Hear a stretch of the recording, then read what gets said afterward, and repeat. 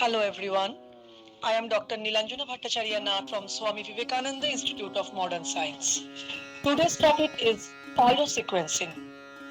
As we all know, DNA sequencing is one of the most important platforms for the study of biological systems today.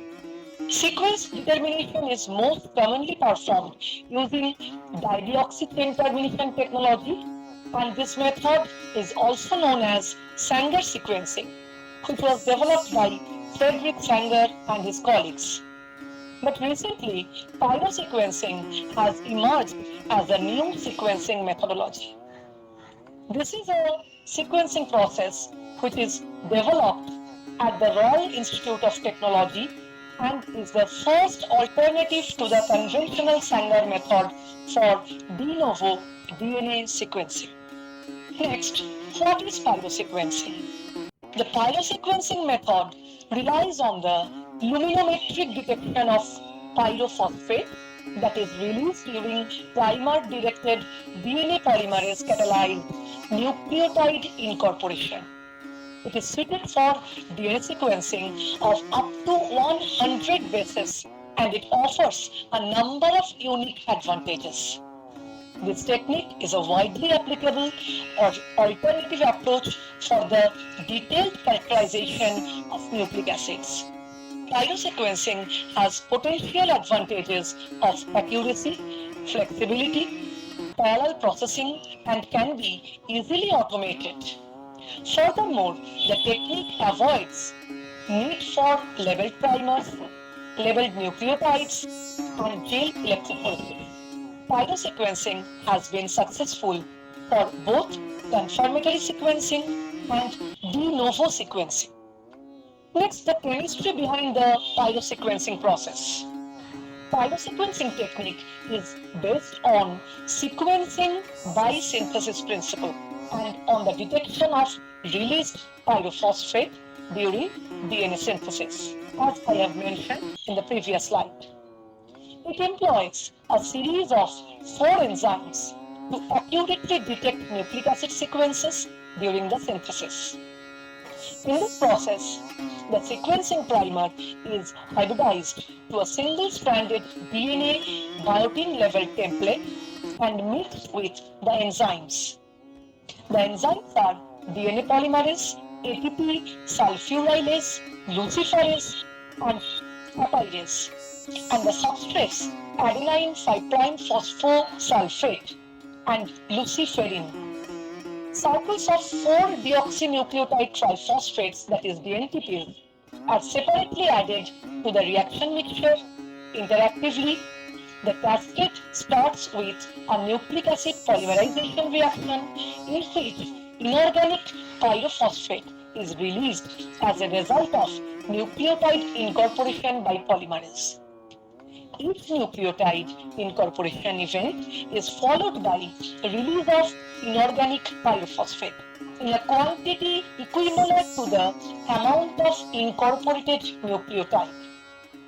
Subsequently, the released pyrophosphate is quantitatively converted to ATP by ATP sulfurylase in the presence of APS, that means adenosine 5' phosphosulfate. The generated ATP drives the luciferase mediated conversion of luciferin to oxyluciferin, producing visible light in amounts that are proportional to the amount of ATPs. The light in the luciferase catalyzed reaction with a maximum of 560 nanometer wavelength is then detected by a photon detection device such as CCD camera or photomultiplier. Apurase is a nucleotide degrading enzyme which continuously degrades ATP and non-incorporated DNTPs in the reaction mixture.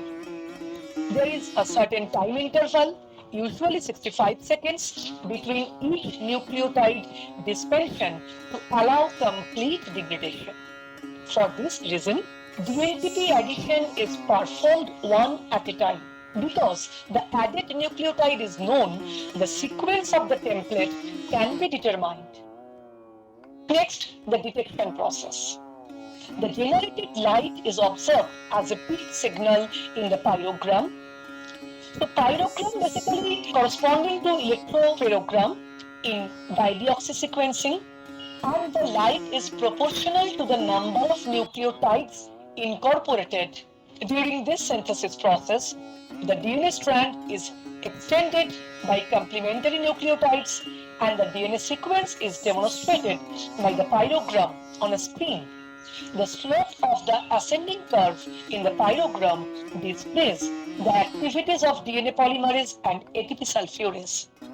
The height of signal shows the activity of luciferase, and the slope of the descending curve demonstrates the nucleotide degradation.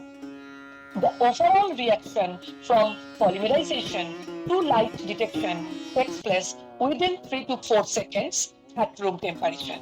ATP sulfurylase converts pyrophosphate to ATP in approximately 1.5 seconds, and the generation of light by luciferase takes place in less than 0.2 seconds. Next, pyrosequencing technology. The removal or degradation of unincorporated or excess DNTPs was a crucial factor for sequencing by synthesis in order to be applied for DNA sequencing. In this method, we can remove unincorporated or excess DNTPs in two different ways. Number one, the solid phase pyrosequencing. Number two, the liquid phase pyrosequencing. The next, solid phase pyrosequencing. This method is based on a combination of the sequencing by synthesis technique and the solid phase technique.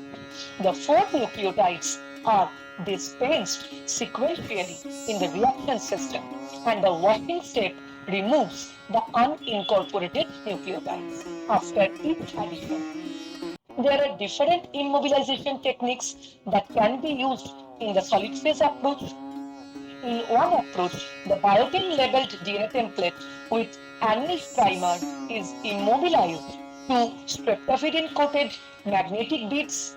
The immobilized primed single-stranded DNA is incubated with three enzymes: DNA polymerase, ATP sulfurylase, and luciferase. After each nucleotide addition to the reaction mixture, the DNA template is immobilized by a magnet system, and the unincorporated nucleotides are removed by washing step.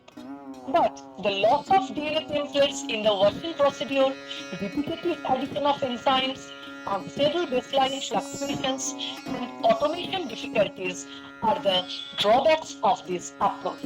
Next, liquid phase pyrosequencing. This method employs a cascade of four enzymes, and the DNA sequencing is monitored in real time. The sequencing reaction is initiated by annealing a sequencing primer to a single-stranded DNA template. The implementation of the enzyme, that is papyrase, in the pyrosequencing system excluded the use of solid phase separation and consequently eliminated extra steps such as washes and repetitive enzyme addition. Papyrase shows high catalytic activity and low amounts of the enzyme in the reaction system efficiently degrade unincorporated nucleoside triphosphates to nucleoside diphosphates and subsequently nucleoside monophosphate. Next, application of pyrosequencing. Pyrosequencing has opened up new possibilities for performing sequence-based DNA analysis. It is well suited for de novo sequencing and resequencing. Nowadays, pyrosequencing method is broadly used in many fields such as single nucleotide polymorphism, genotyping, fungal and viral typing. Moreover, the method has demonstrated the ability to determine difficult secondary structures and perform mutation detection. Next, advantages of pyrosequencing. Pyrosequencing has emerged as an alternative method of sequencing. although it has read length limitations compared with dideoxy sequencing. It is a fast method with real-time readout that is highly suitable for sequencing short stretches of DNA. Biosequencing employs cooperativity of several enzymes to monitor DNA synthesis. Parameters such as stability, fidelity, specificity, sensitivity are mandatory for the optimal performance of the enzymes used in the sequencing reaction. And these kinetics of the enzymes can be studied in real time. In this process, sample and single-strand DNA preparation process is also relatively rapid. It takes near about 15 minutes, while sample preparation takes approximately 4 hours for standard sequencing. The biosequencing technology has many unique advantages over the DNA sequencing technologies. One advantage is that the order of nucleotide dispersion can be easily programmed, and alterations in the program pattern reveal mutations, detections, and insertions. Moreover, this technique is carried out in real time as nucleotide incorporations and base callings can be observed continuously for each sample. In addition to these, the biosequencing method can be automated for large-scale screening. The next, challenges with pyrosequencing. The pyrosequencing was earlier limited to sequencing of short stretches of DNA due to the inhibition of peptides. As we all know, the natural DATP was a substrate for luciferase, resulting in false sequence signal. Next, homopolymer thymines. These are a challenge in pyrosequencing.